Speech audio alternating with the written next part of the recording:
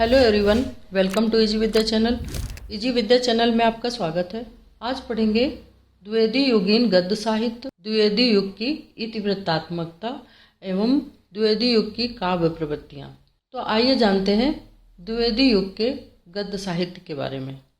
द्विवेदी युग का गद्य साहित्य आधुनिक हिंदी साहित्य का वास्तविक शुभारंभ भारतेंदु युग में स्वीकार किया जाता है, किंतु उस युग के साहित्य में वो प्रौढ़ता एवं परिपक्वता नहीं थी जो द्विवेदी युग में परिलक्षित होती है। वास्तव में हिंदी खड़ी बोली के गद्य और पद्य दोनों को परिष्कृत एवं परिमार्जित करने का श्रेय आचार्य महावीर प्रसाद द्विवेदी को है। भारतेंदु युग पहले था, तो भारतेंदु युग के समय में उनके साहित्य में वो प्रौढ़ता और परिपक्वता नहीं आ पाई थी जो द्विवेदी युग में आ पाई।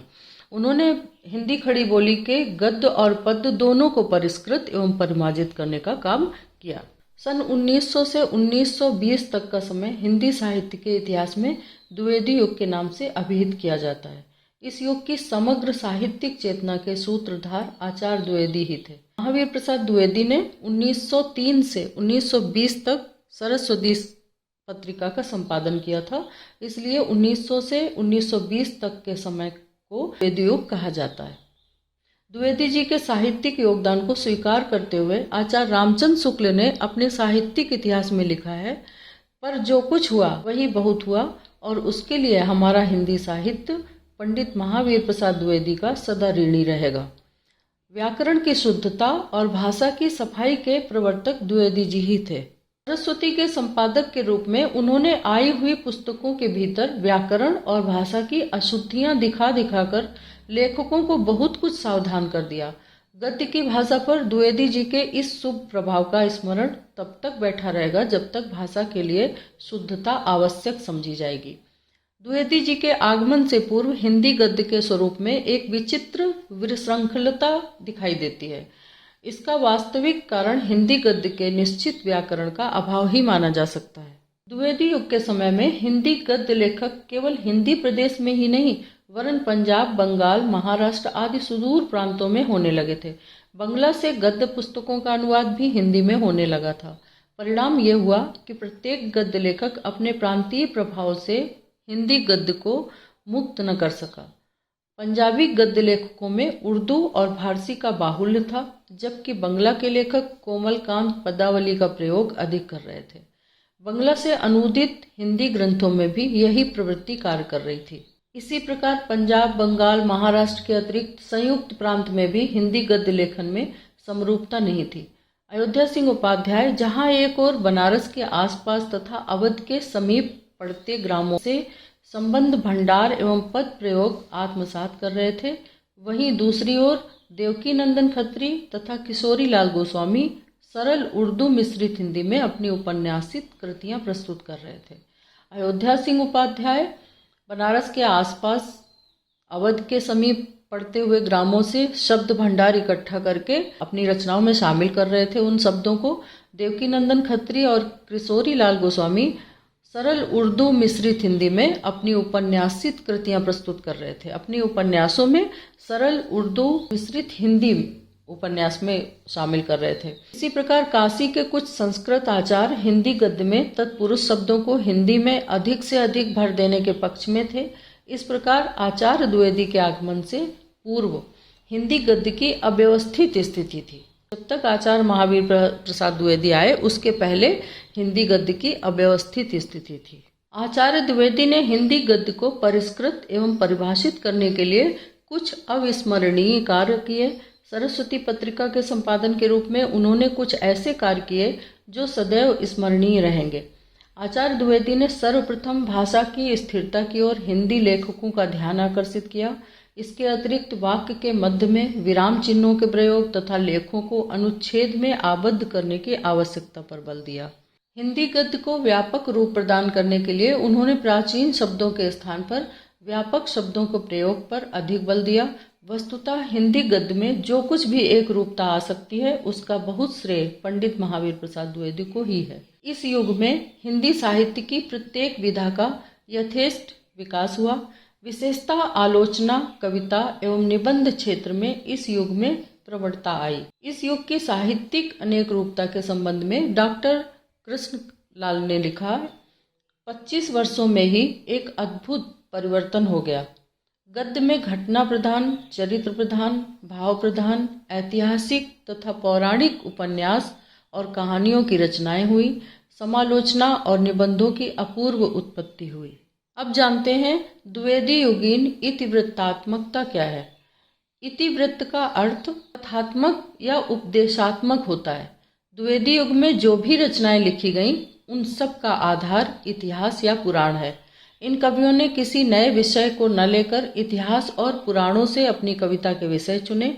इस ऐतिहासिक एवं पौराणिक कथा को अपने छंदों में डालकर कविताएं लिखी।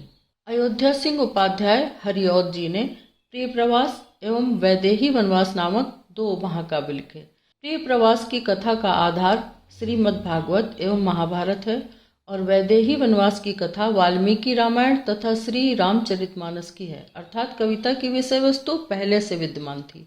हरिऔध जी ने इस कथा को अपनी कल्पना का आश्रय लेकर नए छंदों में डालकर काव्य रचना की।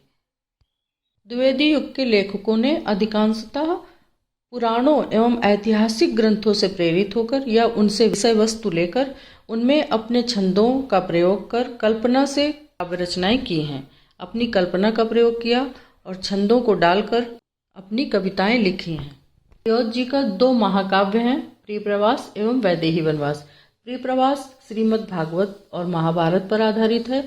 वैदेही वनवास वाल्मीकि रामायण एवं रामचरितमानस पर आधारित है। इसी प्रकार मैथिली शरण गुप्त की साकेत, यशोधरा, पंचवटी, द्वापर, जयद्रथ वध, सिद्धराज आदि रचनाएं इतिवृत्तात्मक हैं। ये भी किन्हीं ऐतिहासिक ग्रंथों एवं पुराणों से लिए गए हैं। द्विवेदी युग के अन्य कवियों में राय देवी प्रसाद पूर्ण, रामचरित उपाध्याय, सियाराम शरण गुप्त, राम नरेश त्रिपाठी, राजा राम शुक्ल, राष्ट्रीय आत्मा माखनलाल चतुर्वेदी आदि कवियों की रचनाएं ऐतिहासिक एवं पौराणिक विषयों से ही संबंधित हैं। इन कवियों ने छायावादियों की तरह धूप, होठ, दांत, तारा, संध्या, प्रातः आदि विषयों पर कविताएं नहीं लिखी, क्योंकि छायावादी कवि जो थे सुमित्रा नंदन पंत, महादेव वर्मा आदि कवियों ने धूप, होठ, दांत, तारा, संध्या, प्रातः इन सब विषयों पर और इन्हीं शब्दों का प्रयोग करके अपनी कविताएं लिखी हैं। वो इनको कविता का विषय नहीं मानते थे। द्विवेदी युग के कवि इन सबको कविता का विषय नहीं मानते थे। उनके अधिकांश विषय रामायण, भागवत एवं महाभारत के पात्र हुआ करते थे। द्विवेदी युगीन कविता इतिवृत्तात्मक होते हुए भी देश प्रेम की भावना, मानवतावादी दृष्टिकोण, नारी के प्रति उदारता आदि के भावों से भरी हुई थी। द्विवेदी युगीन काव्य प्रवृत्तियां। द्विवेदी युग की काव्य प्रवृत्तियां क्या क्या हैं? देश प्रेम की भावना। भारतेंदु युगीन काव्यधारा की भांति द्विवेदी युग में देशभक्ति तथा राष्ट्रीयता की भांति द्विवेदी युग में देशभक्ति तथा राष्ट्रीयता को प्रश्रय मिला। अंतर इतना है कि द्विवेदी युग नवीन मनोवैज्ञानिक दृष्टि विकसित हो जाने के परिणाम स्वरूप पुरानी कुछ प्रवृत्तियां परिवर्तित हो गईं, फिर भी देशभक्ति इस युग का मूल स्वर रहा है। राम नरेश त्रिपाठी की कुछ पंक्तियां हैं। उठो त्याग दें, द्वेष एक ही सबके मत हो, सीख ज्ञान विज्ञान कला कौशल उन्नत हो, सुख सुधार संपत्ति शांति भारत में भर दें, अपना जीवन इसे सहर्ष समर्पित कर दें। इस प्रकार उनकी कविताओं में देशभक्ति दिखाई देती है। इनकी देशभक्ति के 4 पक्ष थे: देश प्रेम, सांस्कृतिक चेतना, जन्मभूमि की सर्वोच्चता, राजनीतिक जागरण। दूसरा है मानवतावाद। इस युग के मनुष्य को मनुष्य के रूप में देखने की पद्धति मान्यता प्राप्त हुई। धार्मिक अंधविश्वास से मानव को मुक्त किया गया। परिणामतः इस युग का काव्य दुख, दैन्य त्रस्त मानव जीवन को व्यक्त करने लगा। इसके भी 3 पक्ष थे: स्त्री पुरुष संबंध, पीड़ित एवं दुखी जन के प्रति अनुभूति, मानवीय गुणों की स्थापना। तीसरा है बुद्धिवादी विचारधारा का विकास। इस युग में सबसे ज्यादा क्रांति धार्मिक क्षेत्र में हुई। धार्मिक रूढ़ियों को वैज्ञानिक कसौटी पर कसा गया और बुद्धिवाद को प्रथम कोटि पर। द्विवेदी युग के प्रमुख हिंदी कवियों में मैथिली शरण गुप्त, हरिऔध, श्रीधर पाठक प्रमुख हैं। इसके अतिरिक्त रामचरित उपाध्याय, सियाराम शरण गुप्त, राम नरेश त्रिपाठी, राजा राम शुक्ल, माखनलाल चतुर्वेदी, दया प्रसाद शुक्ल, जगदम्बा प्रसाद मिश्र, हितैषी, गिरिधर शर्मा, गोपाल शरण सिंह नेपाली, द्वारिका प्रसाद मिश्र, माहेश्वरी, लक्ष्मी दरबार आदि कवि प्रमुख हैं।